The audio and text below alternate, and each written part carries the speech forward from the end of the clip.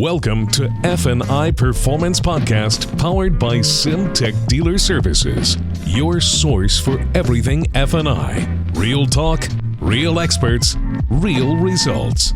Here's your host, Jason Harris. Hey, what's going on, F&I Nation? It is Jason Harris here, and thank you for joining us on another episode of the F&I Performance Podcast, sponsored by Sym-Tech Dealer Services. Today, I have two very awesome guests. I have both Jordan and Carolynn with me today, and we are going to jam about lead generation, which you know is a topic that is a very popular topic for me to talk about, and I will do my best to limit the four-letter words when I'm talking about lead generation today. No, I'm just kidding, guys. We're gonna have fun. Hey, Jordan and Carolynn, thanks for taking the time to jam with me. Thank you. Hey, Thank you. For everyone out there that's watching and listening and kind of don't know how you guys got started in the industry and what that origin story is, I thought that'd be kind of a fun place for us to kick it off. And Jordan, I'll start with you, and then Carolynn, I'll ask you the same question. You know, Jordan, how did you get started in this crazy little world we call the automotive industry? Well, I actually started out as a Class B mechanic and rebuilding starters and alternators and stuff like that, and then moved into sales and just climbed the ladder from there. Sales into sales management, into general sales management, new cars, used cars, you name it. Kind of touched it all. And then about 7 or 8 years ago, I moved into Sym-Tech, into a specialist role, took on the F&I role, and just kind of moved up from there: district manager, regional manager, senior regional manager. Yeah. Kind of the typical entry point, right? You just kind of tumble your way into it, and then you're like, hey, yeah, I like this thing. And you know what? It kind of gets in your blood. It just never goes away, right? Like, it's just, once you're in the industry, it's so hard to get out. Carolynn, for yourself, how did you get started in the industry? So I was actually living in Australia, and I started selling cars for a brand called Holden. They have GM truck parts. So started selling cars, obviously started making money, and I was like, oh no, here we go. Came back to Canada, and I was selling for Honda for quite some time. And similar, like Jordan said, I ended up being leasing manager, desking manager, moved into F&I, and just really had a passion for training above everything else, and joined Sym-Tech just under 7 years ago, and started off as an F&I specialist as well, was a district manager for about 4.5 years, and now I'm a regional manager as well. You know, we all had a chance to kind of talk before we recorded today about, you know, for a lot of us, all three of us actually, we spent a lot of time in dealerships, and it seems like things are just kind of slowly kind of getting back to normal. We're spending more and more time. I know, Jordan, with you, because, you know, you work with dealerships out west, that, you know, you're still doing a bunch of stuff remotely. And Carolynn, it looks like you are in a dealership today, so that's really cool. But you know, I still find right now, I mean, a huge topic for dealers is generating new leads. I mean, it's not like it's a new topic. The topic's been around for a long time, but boy, are dealers like super hypersensitive to really understanding how many leads are coming in. I mean, I remember, you know, prior to, you know, COVID, you'd ask someone, you know, how many internet leads you get, you know, what's your closing ratios, and they'd give you ballpark numbers. You know, approximately a couple hundred, I don't know, we're closing around 10% or something like that. Now, when you ask a dealer how many leads they have or what their closing ratio is, they know the exact number. Well, last week we got 57 of these, we got 12 of those, and our closing rates on these was 37.6%. And it was like, holy cow, where did this all come from? So, which is cool, right? But like, I know our topic today is around the F&I leads, which kind of like the holy grail of leads, right? And I just think there's some totally wildly different kind of opinions and thoughts of how they get generated and what are the best practices around them. So that's kind of what I want to jam with you guys today. And I think first thing first, I want to start off with my first question is really kind of around social media. Like, are social media platforms a good way to generate F&I leads? Jordan, I'll start with you, and then Carolynn, I'll ask you the same question. Yeah, you know what? The big thing for us is we actually started to see some dealer principals themselves be on video on their social media site. You know, Facebook videos, stuff like that. That really, you know, we haven't seen in the past. I mean, he's kind of a ghost in the background, and all of a sudden now he's in the store doing a video with, you know, a general sales manager or a general manager or something, because there's really nobody else in the store. So that's been kind of an interesting transition as just on their website for one thing, but really in a Facebook platform or Instagram, pops up and the stores are saying, hey, we're open, COVID, this is what we're doing. But the actual dealer principal is involved, which is really good to see. I mean, we're not talking about massive dealerships, but fairly sizable stores that really, you just don't see that dealer principal too often. And now all of a sudden he's doing a live video with his general manager in the showroom, right? So it's been an interesting transition, and whether or not they wanted to do that or they've been wanting to do it, they're just seeing, just like us with Zoom calls and everything else, that it's not that big a deal. Like, you can do this. Like, it's not really that hard to get in front of people and get in front of the camera and just have a conversation and let them know that you're human and we're trying our best to do what we can for you to keep everyone safe. So it's been a good transition. I think you'll see a lot of that carry forward into the past. Oh, for sure. Right? And you know what it is I think for a lot of dealerships, what they realized was the consumption of social media, especially during the times where we were kind of in a shutdown period. I mean, I saw ridiculous. I mean, I'm just talking ridiculous spikes in just consumption with, all of the social media accounts that we manage out there. And to your point, Jordan, I think there's a lot of dealer principals now kind of understand the opportunity to generate the why do business with me, which I think is super important when it comes to creating F&I leads. Look, every dealership supports some type of non-prime or special financing or subprime type efforts, right? But it comes down like, why am I going to do it with you as a dealership? And Jordan, to your point, I think the people out there that were doing those videos, the customers got that glimpse. They got that opportunity to say, oh, yeah. Okay, that's who I feel comfortable. That's who I want to do business with. Carolynn, for you, your thoughts, are social media platforms a good place to generate F&I leads? Well, exactly what you just said is just exactly it. Like, people's level of comfort, specifically with COVID-19, has really shifted. And, I find that more and more dealers are telling me that they're finding people who are online cruising around, and they're seeing also the level of vigilance in the dealership in terms of keeping them safe. And I think that's a big part too, that people are just not still fully comfortable going into stores. So I think more and more people are turning to social media. And I think it's a great opportunity for our dealers to generate leads, because people are looking around saying, wow, look, there's the dealer on there. There's their protocol that they're following. Why not? Let me go down there and, see what I can do. So I think that, like Jordan said, I find a lot of old school guys who weren't really into the social media game are going, you know what?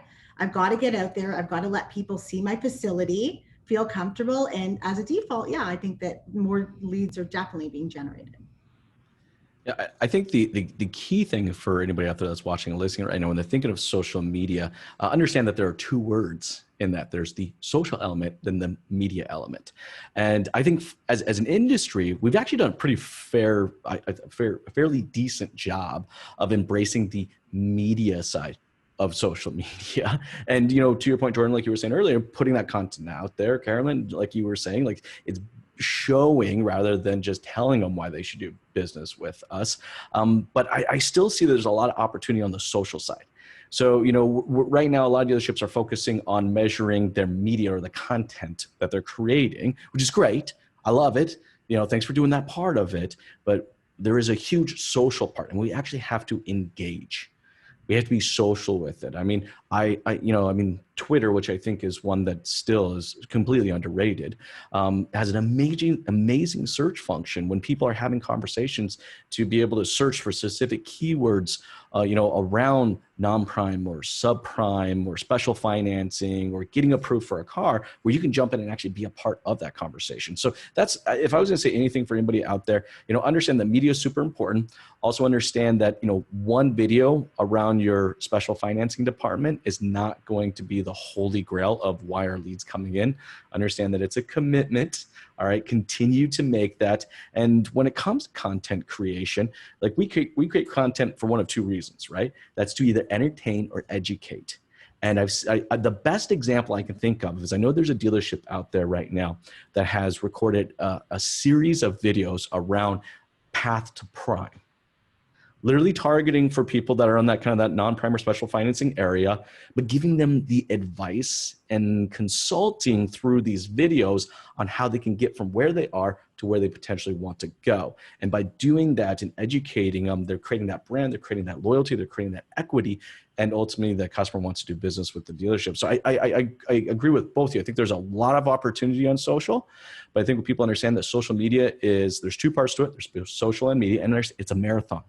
This is not like, you know us, like we're in the automotive business. We want to put an ad out there and then instantaneously get some traffic. Like, what do you mean? Like, I spent hours making that video. Where are the leads? It's like, it's a long game. It really is, right? Thanks. Everybody wants instant gratification, but one of the funny things that we've seen is that, you look at these leads coming in, and they're, everybody thinks they're subprime leads, but a lot of people just don't know. Right. So they're filling out this credit application and you end up with a prime customer. Right. So, I mean, it's fun because as long as you manage the leads properly and actually, get through them all, and you're not just buying leads for the sake of buying leads. So many of these customers end up in a prime atmosphere already, or close to prime, near prime is what we would call it, I guess. Well, and that's perfect, because that actually leads me into my next question, which is a question I get asked a lot. Is around, should my dealership purchase leads or generate F&I leads organically? So purchase or generate organically F&I leads. I don't think there's a wrong or right answer out here, but I would love to get both your guys' thoughts on this. Jordan, I'll start with you, and Carolynn, I'll ask you the same question. Yeah, I would say both, really. I mean, honestly, it costs you nothing to have an ad on your website to get the ball rolling, or to just, buy an extra space on Facebook in a Facebook ad or something like that for yourself. At the same time, too, buying leads is only as good as what you put into it. So if you're not going to follow up on every lead, like we find that people want to get into it, or stores want to get into buying leads. All of a sudden they go out and say, okay, well, I'm going to buy 200 leads.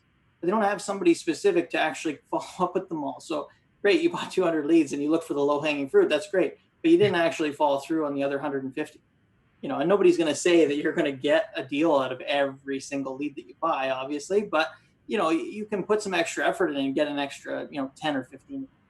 So, I would say for sure both. I mean, the low hanging fruit on your own website and in your own ads is great. And then the additional, leads that you would actually purchase, as long as you're prepared for them and ready for them, then by all means, yeah, let's buy a certain amount of leads and do some research on, which lead companies are going to be producing the best. You don't want the all of the D leads and sacrificing all the A leads because you're not buying enough or not paying enough. You know what the funny thing, Jordan, is I've yet to hear any one of those companies admit that they don't sell anything but A leads. Yes. Like everybody's number one. All right, there's not a lead generating company out there that says, well, we actually kind of sell like the next step down. If you want those ones, right? But no, Jordan, I think that's a great point. Like there has to be a strategy behind either one of these. It's like you can't just go buy the lead and expect that once you purchase the lead, you're like, oh, I bought it. I got the golden ticket. When are they coming in the dealership? It doesn't work that way, right? Like there has to be a very hardcore process, a documented process, a measurable process behind what the hell we actually do with these leads after we buy them. And I'm so glad that you mentioned the website, because organically you're so spot on right that. I mean, I find dealers are surprised that they don't get a whole lot of F&I leads from their website. And I'm like, really? Let's look through your website and find the one bloody page that is like literally just in the website so deep that no one can ever find it, that it talks about F&I. It's like, if you want to organically create F&I leads from your website, then your website needs to be talking about it all over the place. It can't be this like last thought, like, oh crap, that's right. Let's talk about F&I, right? Carolynn, for yourself, I'd love to get your thoughts on like, do you think dealerships should be purchasing F&I leads or generating F&I leads organically? So I'm of the mindset that I definitely am leaning more towards the organic generation of leads. It's not the first time Jordan and I have disagreed, but I guess he kind of said he half agrees. But basically, going back to what we're discussing, like I just think consistent, if you consistently are on it and you're driving people to your website, and you have people out there who are doing a good enough job, and whether that's through different social media platforms, driving people to your website, I think I've seen some amazing results based on that. It also depends on your team. It depends on their tenure. It depends on their commitment. And it's all about how responsive and how quickly you respond to these leads, because someone who's looking for a car isn't just applying to you, right? They're looking all around, and it's all really a sense of urgency and how quickly you're responding to the leads. I have some amazing dealers who invested thousands upon thousands of dollars monthly, and it's basically money they've thrown in the garbage because they haven't turned into car deals. So I mean, yeah, maybe I'm a little bit tainted because I've seen that, but I definitely feel that if you do a good enough job of being consistent, that organic is the way to go. That's just my opinion. No, look, I think you can go both. I mean, I've had dealers do paid and do well with it, but I've had more do paid and do horrible with it. Right. So, like, I mean, to your point, Jordan, I mean, like, I remember when I first started buying F&I leads was a little over 10 years ago. And I have to admit, it was like striking gold. It was like, where have these been all my life? These are amazing. And I hate to say it, but I don't really feel like I'm getting the quality or the performance out of them like I did maybe 10 years ago, where it was like, this is awesome. But yes, I think the long-term strategy should be thinking how I'm going to organically create these opportunities. But I find to do that is that a dealership has to have an F&I mindset. Like, they got to stop treating F&I as like this last kick of the can, last, we got to swing for the fences and it's our last opportunity to do it. It's like they need to be having the discussions very early on, both in the website experience, but also in the in-dealership experience. And it's like, I think that eventually, I want all dealerships to eventually yield their way off of the addiction that is paid, but I think it's a great place to start if they're good leads. But to get off that addiction, we have to create those organic strategies. So guys, that's great. Thank you for that. Here's another one that I get a lot. I want to get you guys' thoughts on is, what type of sources a dealer can use to drive lead F&I, lead generation. I mean, look, there's like an endless amount of sources out there, right? Not just paid or organic, but now we're talking like Facebook, Instagram, Twitter, YouTube. I did the other day, someone was doing a Twitch account, and I was like, in a TikTok, and it's like, I actually saw an F&I manager with a TikTok account, and he was generating exposure. He was building an audience. I was like, damn, okay, that's cool. So I just kind of get your guys' thoughts on that, of like, what sources do you guys kind of see dealerships using, and what sources do you think dealerships should be using? I would say the most popular would be Facebook and Instagram are the main two. I mean, maybe that's just because more of a platform that I would notice, I guess, because I'm not really a TikTok guy. But for Facebook and Instagram, I see guys come up all the time. The similar stores for the most part, and actually one store specifically all the time, right? And you just always something different. It's a different message every time, but there's always something, which, it's almost ingrained into you, like you're going to see this ad. So it can be good and bad. I mean, maybe you skip over it a little quicker because you see them more often. But at the same time, I mean, you see them and you know the name as soon as it starts, right? So I guess that's the main, it's a good and bad thing for me is, yeah, I see it all the time. So I scroll faster, right? Because it's a similar ad or the same company all the time.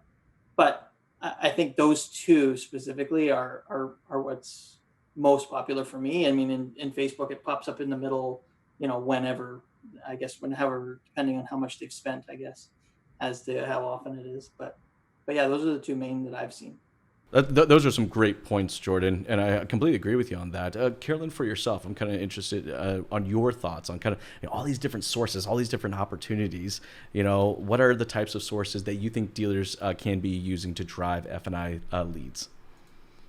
So I agree. I think Facebook and Instagram, I think provided that you have the right hashtags, I think it's all about the right hashtags on there and being very creative and different ones that would drive people to your page.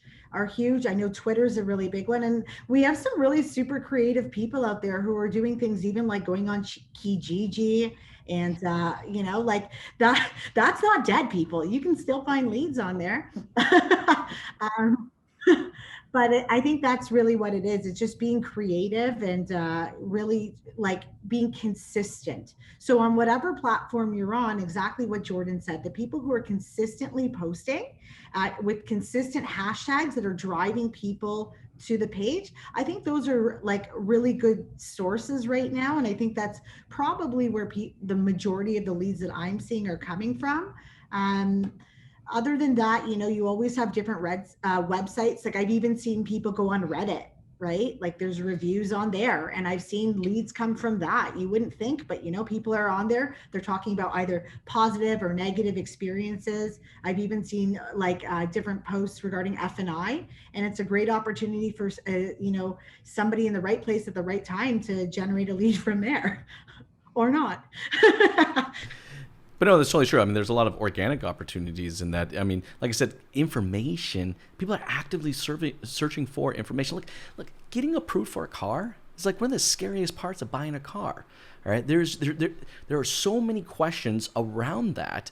If a dealer was willing to spend the time and write out content and blogs and articles about best practices, there's huge opportunities to be generating leads. I think what it is that I think at the end of the day, we have to define what our goal is, and then kind of reverse engineer backwards to kind of define, okay, well that's our goal. So we want to generate, leads from multiple sources. Then what sources are we willing to actually put the time into? Because like writing an article, it's not easy for me. I cannot write. All right, but I can shoot a video, So it's just like, I think it's just trying to figure out kind of what's our strengths and what's our weaknesses, and then helping to use those to generate new opportunities. I think we've looked at this, or we've talked about it before, but that's why it's so important to have something like an internet manager or a marketing manager or something, whatever you want to call that role. But, a marketing manager can be so important in the store nowadays to determine, what's our results coming from, and tracking it. What are results coming from? Oh, I see your Facebook ads all the time, whatever. At least you know that it works. That's great. Ask, and that just comes from people in the store asking the question, hey, where did you see us, or where have you seen us the most, or whatever, just to let them know, give them a hint that, hey, people are looking at it. And even just to track how responsive you're being to leads when you are actually getting them, which is huge, because like that's a number one thing where people fall down, is that they have these great strategies, but the follow through, isn't ideal, because, a lead sitting there from 7 o'clock at night till tomorrow morning. Well, the guy's already had like 4 different phone calls, right? So someone to manage that's huge. Okay, so that's a good question that I'm gonna have for both of you guys, because I've been asked this multiple times. Who should handle these leads? Should it be the F&I manager, or should it be the BDC? It's typically not the salesperson that's usually handling these F&I leads, but I usually find it's either the BDC or the F&I manager. I want to get your guys' thoughts on that. Jordan, and then Carolynn, I'll ask you the same question. For me personally, I don't react well when somebody just calls to try and book an appointment. I want to talk to the person who actually is doing it. But, and you see that every day on every website you pull up. It's, the little chat bar. Hey, I'm Joe and I'm here to help. How can I help? And it's just an answering service or whatever service that's just taking care of you, to try and get your appointment in the door. That's what they're paid for.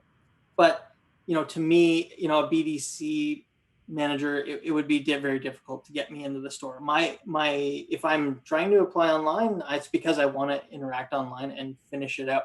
I mean, I think you mentioned last time, Jason, you bought a car and like 95% was done on your cell phone through texts and everything else, right? So if that's the case, then a business manager should respond to me, or a sales manager, or whatever the case may be, depending on the qualifications. But yeah, I would say an internet manager, sales manager, that role can be so many different things, that it could be that person that responds at 7:30 instead of the next morning or the next afternoon, whenever they get around to it, right? So I would prefer somebody in a sales role to respond that's going to actually, look at what I was asking to get. Carolynn, for yourself, what do you think?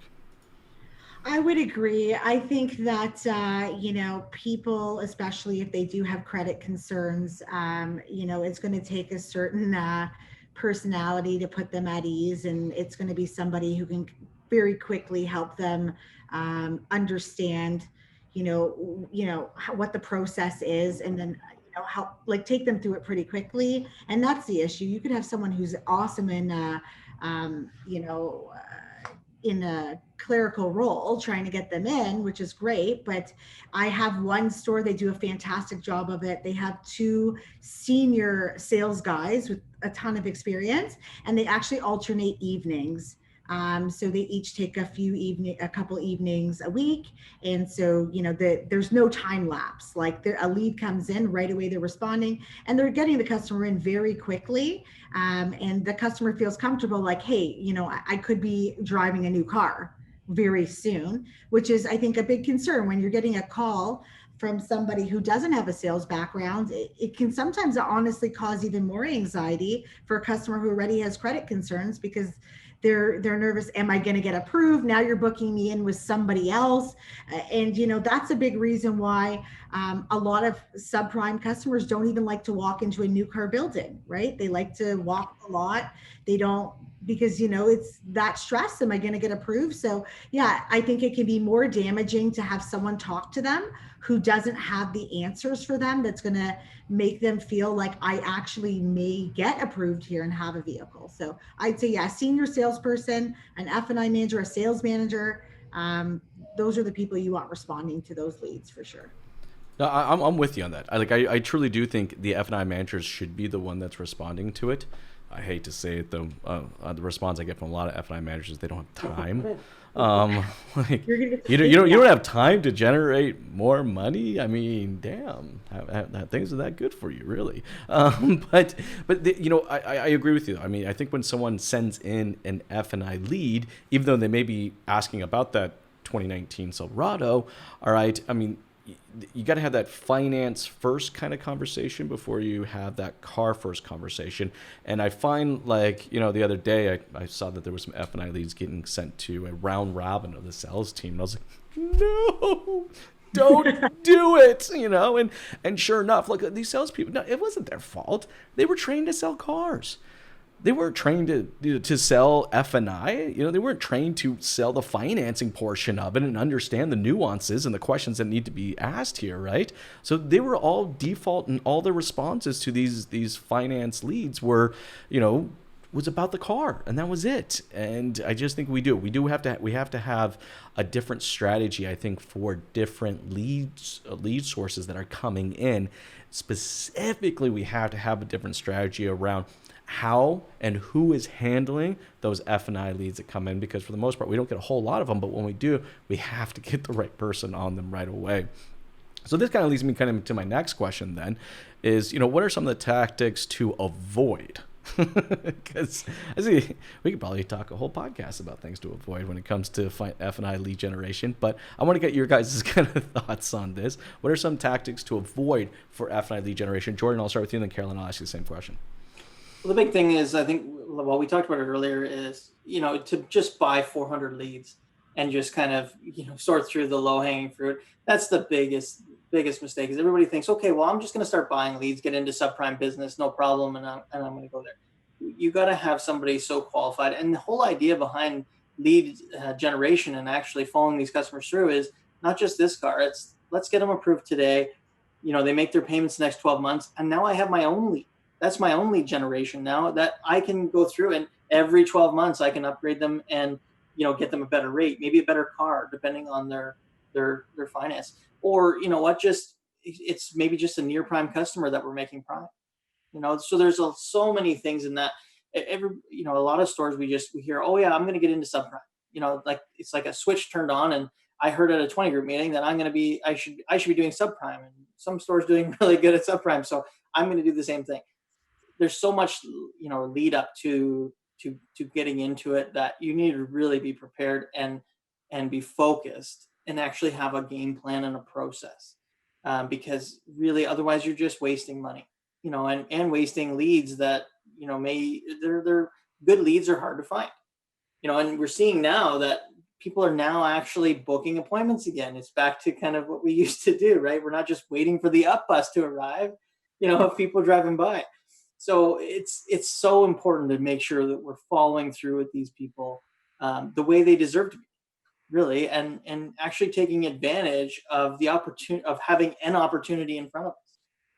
So I think that's the biggest thing is let's have a game plan, let's have a process. If you really want to focus on doing F&I, let's put a process together and actually do it that way. I think that's a great point, and that is a true tactic to avoid, is that we kind of get stuck in this constant like new customer acquisition mode. Like we gotta acquire. We're like always looking for like the new customer, and we spend all of this money. I mean, we're talking lots of money to generate these new opportunities. Yeah, we have this amazing bucket over here, and we have like no budget. So weird. There's no budget to actually like maintain, the non-prime or special financing customers we already have. And to your point, Jordan, like when I was running my store, that's how it was. Like I knew I was going to spend 2 years building this thing, and then I was going to stop. I was gonna stop my marketing efforts, all right, and then just love the ones I got, all right, and continue to build with them and build my referral business through them. So, I had this large budget allocated, but with the intention of yielding myself off of that budget and just focusing on the people that I had and getting them in and out of the car every 12 to 18 months. And, I take the time to do it. Pride in selling a car from somebody from Ottawa. And you think, you just passed 30 stores that are selling the same product as I am, but because we followed through and actually did something with you, we ended up selling you a car. I think that's fantastic. Thanks, dude. Carolynn, for yourself, like, what do you think are some tactics that we should be avoiding when it comes to generating F&I leads? I think it's just very similar to what you guys have been talking about. I think, definitely in generating leads, the same mistakes are pretty much made everywhere. I've talked pretty much this whole time about time lapse. I think that's a huge issue. I think that people think, oh, I'm just going to pay for leads and then it's my lead. Well, chances are that lead has been circulated elsewhere. So I think that's part of it. And I think there's just a lack of strategy. And like you had just mentioned that, a round robin of giving leads to salespeople who are getting customers on the wrong car is a huge issue. And that's what always happens. You're taking a non-prime customer down a prime experience. And I think that's a big shortfall for a lot of people because, it's people already, they're embarrassed about their credit, and we're taking them down this prime path, and they're never going to get that brand new 2020 car. And then, you're like, oh, by the way, your interest rate is now going to be 20% or whatever it is. And then, Instead of zero all together. But like Jordan said, treated properly, where you make a customer feel like, I'm here to actually help you rebuild. They'll drive by 14 other dealerships to come to you because it's a level of comfort. And I think that's the biggest downfall, where people do not make customers feel comfortable and help them feel that we're in it together to help them rebuild. And then, that's where you lose a customer. And part of that is honestly having the wrong people responding to the leads. Right? No, that's so right. And it's actually a perfect segue kind of into my next question for you guys, is because, I was kind of identifying the tactics we should avoid. Then it kind of leads to the next question is, what are some of the best practices to facilitate lead generation? Now, we've kind of talked a little bit already about some of them, but now I know all three of us, we've had the opportunity to probably visit thousands of dealerships. And so I actually want to get more specific with this and see if you guys can think of a great example of a dealership that just really crushed it and was doing some amazing best practices around how they facilitated those leads. Jordan, I'll start with you, and then Carolynn, I'll ask you the same thing. We've had some dealers, specifically out west. They almost have their people. I mean, they're salespeople, so they're kind of self-employed anyways, but they call them pods, right? So where they're setting up a pod in their store. This guy doesn't technically work for the store. He's under the umbrella, but he's his own business. And typically a subprime salesperson special finance person would actually kind of bring their book of business with them, right? Because if they're good, they would bring that book of business with them where they go. But this kind of gives them the opportunity to build their own brand, build their own business. But we've seen some really good headway with that because they're actually still following it up, and they're taking those customers that they've been progressively improving their credit building, and they bring those along with them, or they've managed to keep that relationship with the customer and go forward and build on it. So almost allowing them to set up their own business is good. But again, we have to have direction and process. And I think that's the main thing is, hey, I got this guy. He's a really good subprime guy or a really good special finance guy. Let's bring him in, and then we'll have a subprime department, right? So, you need to have your own sense of a process in place in order to bring that person in, and let's conform to that. It's no different than selling a car. We can't just go right to paper and right to credit card with a deal with some people. You got to qualify, you got to test drive and what have you. Like there's certainly steps that have to be followed, and I think the ones that actually have a process in place do the best with it. I mean, it's 100% is they have to have something in place. So there's certainly different areas, and we may not be the experts on exactly which process in which proper way, but the biggest one is, like as Carolyn mentioned, is selling somebody a brand new car at 0% that you knew from day one that they had no opportunity to ever take delivery of that car.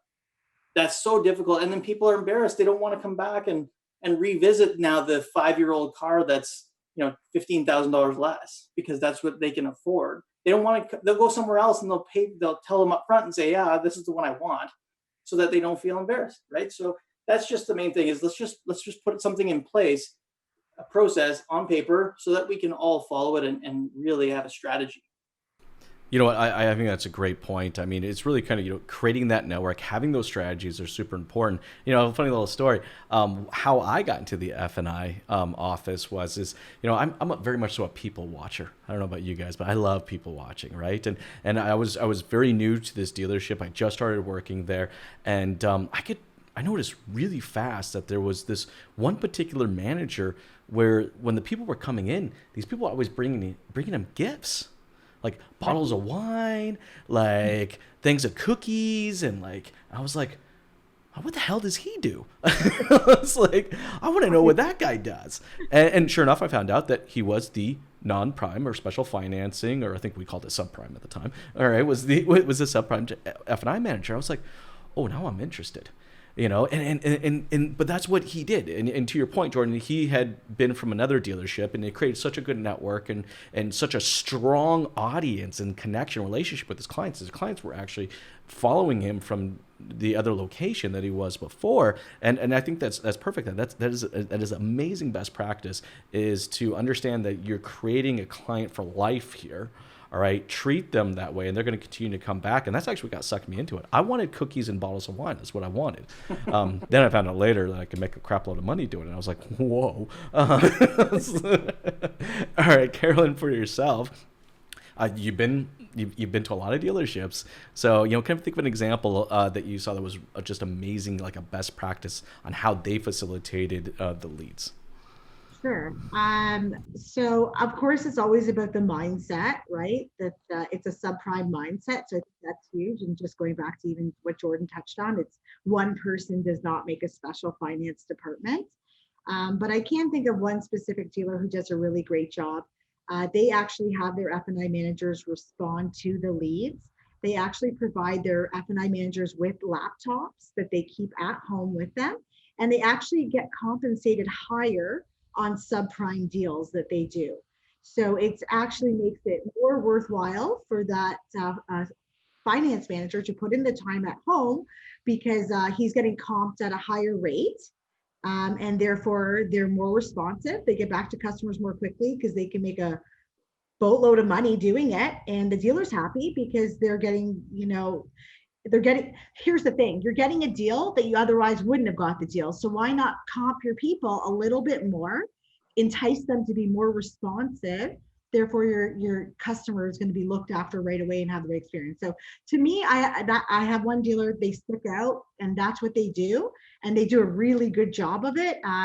And it's very much a credit rebuilding program as well, what they do. So it's not just simply, I'm going to get you into a car. It's exactly what we've been talking about. It's, here's what, 12 months could look like from now. Here's what 2 years could look like from now. So it really helps that customer understand that, like, this is the situation that you're in today. But the situation you're in today is not a permanent situation, but we need your flexibility now in order to help you build and get back to where you want to be in the future. So yeah, that's what they do. And it seems to work really well. And who doesn't want to be caught more to work from home? No, look, I think that's great best practice for any dealership out there that's watching and listening right now. And, thinking about, creating some of those best practices around how you facilitate these leads is understand these leads are not the same as every other lead. These are time-consuming leads. You need to give these leads the respect and time that they deserve. All right. This is not a simple phone call and come on in. All right. This is someone who's literally putting their hands up and saying, I'm a little concerned. I'm if I'm a little uneasy, otherwise I would have automatically already come into the dealership. And I think that's a great point that, we have to facilitate those leads in a different way than we do with others. And what a better way to ensure that our staff is spending the time is just by acknowledging the fact that this is going to take you more time. So we're going to bonus or structure or pay structure these differently than how we are these other ones, because it does take more time to do so. I like this whole example thing. I think I'm going to ask you guys one more because, like I said, we've been in so many dealerships. I think this is a great thing to talk about. How about this one?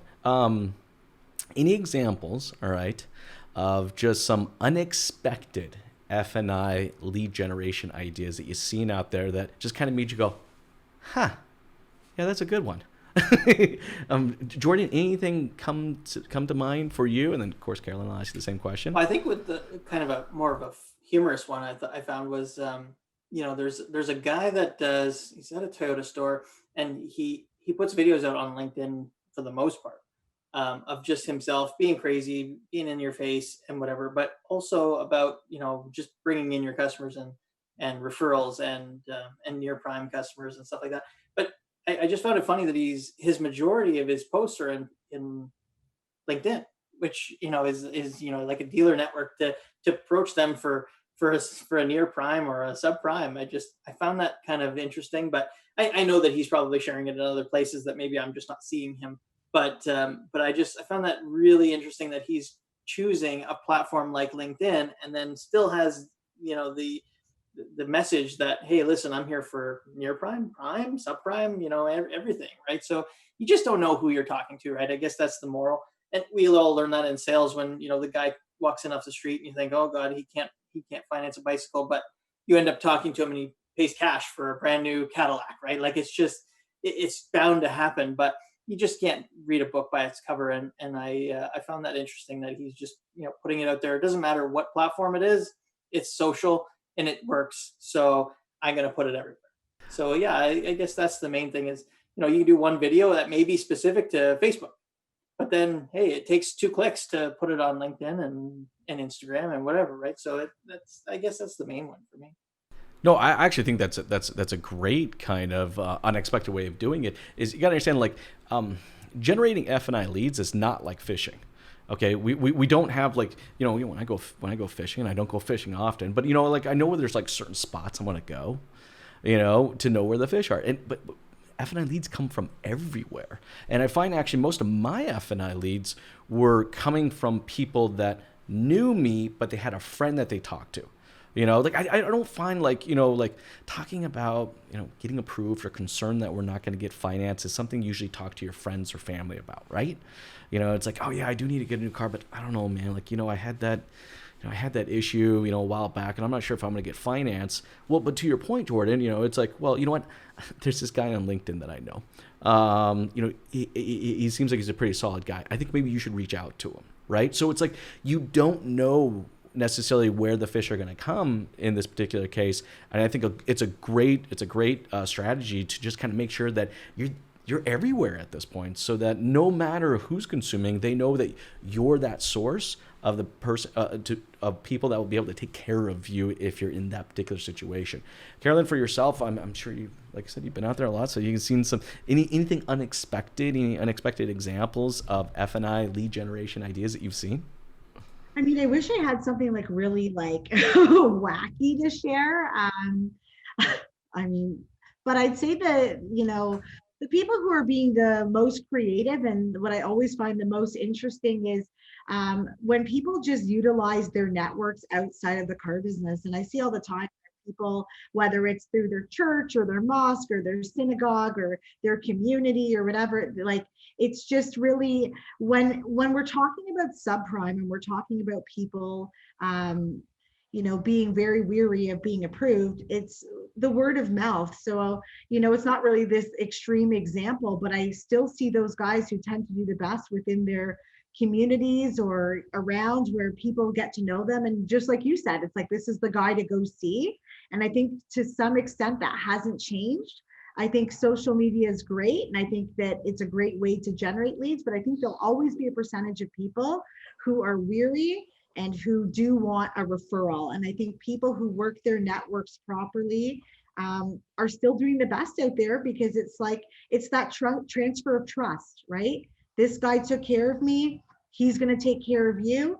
And, oftentimes those guys don't even really have to do anything for their customer. They don't need to gift them anything or give them a referral bonus or whatever, because they're happy for their friend to be looked after the same way that they were looked after. So not really like anything extreme and crazy, but those are the guys who are definitely generating a ton of leads themselves. And you're not paying for those leads. So definitely think that's very positive. I've seen a lot of that.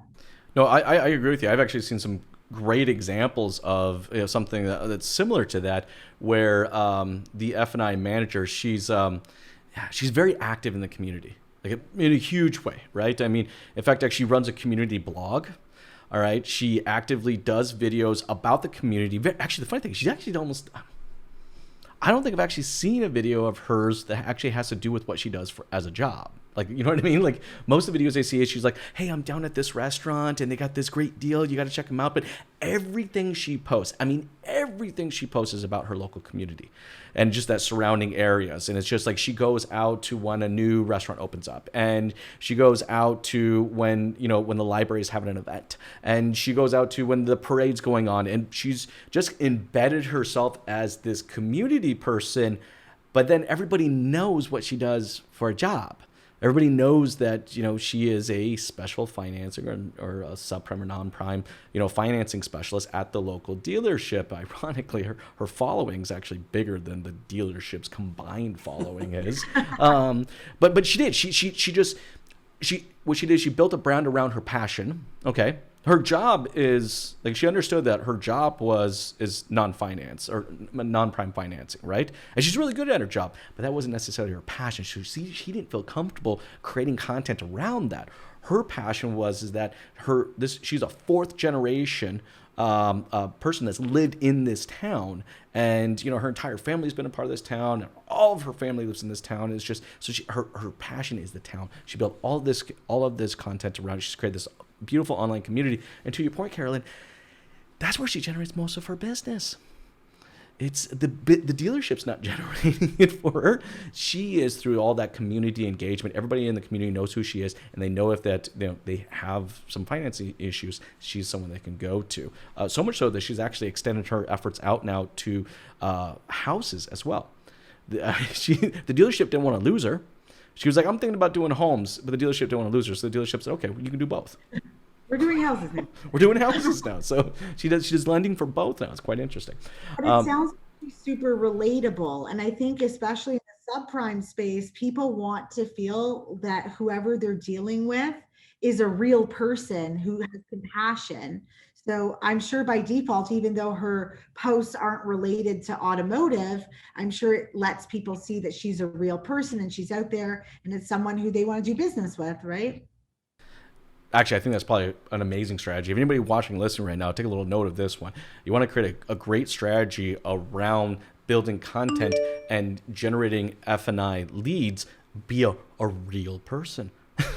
It sounds easy, right? But it's like, no, like be a real person. Hey guys, I know we're getting towards the tail end of our time today, but before we go, I get to ask one last question of you. And of course, I prepped you for this question before we started, so I have huge expectations from both of you. No, I'm just kidding. I'm messing with you. But if you guys were able to change one thing in our industry, all right, what would it be and why? Jordan, I'll start with you, then Carolyn, ask you the same question. It's funny, actually. We ask every dealer this question when we're starting them. Is basically, if you had the magic wand and you could change one thing about your store, what would it be? But I would say, you know what? It's just process and preparation. That's the main thing. Is that we find it more and more. Every store we go to, there's very limited process. I mean, we all know that we've sold cars, and there's supposed to be an inherent process around it. But really, like so many stores we go into, they just have zero process. And maybe it's a good thing because it's part of the reason why we get to go in there and help them with that. But, you know, I think just overall, I think a lot of stores really need to look at their internal processes and actually have one. No, I think that's a great point. I mean, this is coming from the marketing person. I don't have a magic pill. There's no magic marketing pill out there right now that's going to just automatically generate you new leads or help you close on those leads. I'm a firm believer that, you know, in the state of our industry right now, moving forward, we will have to process our way to profitability. We have to own that. That's got to become a mindset. So I'm totally with you there, Jordan. Carolyn, for yourself, if you could change one thing in this industry, what would it be and why? I think it would just be to continue to change people's view and the reputation of automotive. I know we've come a long way. And I'll tell you, like being in hundreds and probably thousands of dealerships, we have amazing operators that do a fantastic job, and it's above board, and customers are looked after, and there's no like secret curtain that, you know, things are hiding behind. And I think there's still specifically pertaining to F&I, there's still a reputation there. So I would like to just see us continue to make sure that it is the majority of operators out there that are doing the right thing, and we're doing right by customers, so that we can continue to, you know, change the impression that some people have of F&I. And like I said, I think we've come a long way, but I think we still have a ways to go. And I think that there's a few people out there that can, you know, obviously make some changes that impact that reputation. And yeah, that would just be my main thing. I think it's a great one, but no, I'm with you, right? I mean, you know, the one thing that this whole pandemic did to our industry is it really did give us a sucker punch to the face. But I actually felt as an industry, we actually accepted it. Like we just kind of took it and we're like, you know, when the knocking of change has been going on for like the last 30 years and you haven't been answering the door, and then all of a sudden the pandemic shows up and you get punched in the face, you're like, okay, I better open that door and start changing some stuff. And I feel like as an industry, we actually did. It's amazing how much we changed just in the last 5 months. It's mind-boggling. So, but it could have gotten so much worse than it actually did. You know what? 100% it could have, and that's why I say I know I have a lot of tough love for our industry, but I have to applaud our industry for this one because I think we did some phenomenal changes. I think as an industry, we become more customer-centric now in the last 5 months than we probably have in the previous 20 years combined. So I'm just hoping that snowball effect of change continues, and we just continue to go down that path of putting the customer at the core of everything we do, which will then, to your point, Carolyn, really change that kind of that impression or that public impression of us as an industry. So I think we're heading in the right direction, right? Hey guys, for everyone out there that's watching and listening and would love to connect with you, what's the best way to do so? Jordan, I'll start with you, and then Carolyn, I'll ask you the same question. So my email is jordan.hearn@symtech.ca, and I'm on LinkedIn, Facebook, Instagram, Snapchat, whatever. I mean, I'm out there and everywhere. You can search for me. I'm on every platform. You got a TikTok account? I have one, but it's not like registered. Like I can look at it. I was so curious because I'm like, I want to know what Jordan's TikTok account would look like. That's okay. We'll be looking for that though, by the way, Jordan. My daughter would hate me for saying it. So, yeah. Hey, Carolyn, for yourself, what's the best way to connect with you? So definitely the same. My email is carolyn.heimlich@sym-tech.ca, and definitely LinkedIn. You can find me on there. I'm always on there. And yeah, definitely reach out. Happy to connect and chat. Yeah. Awesome. Hey, thanks guys so much for taking the time to jam with me today. This has been a ton of fun. You guys have yourself an awesome day. You too. Thanks, Jason. You too. Bye.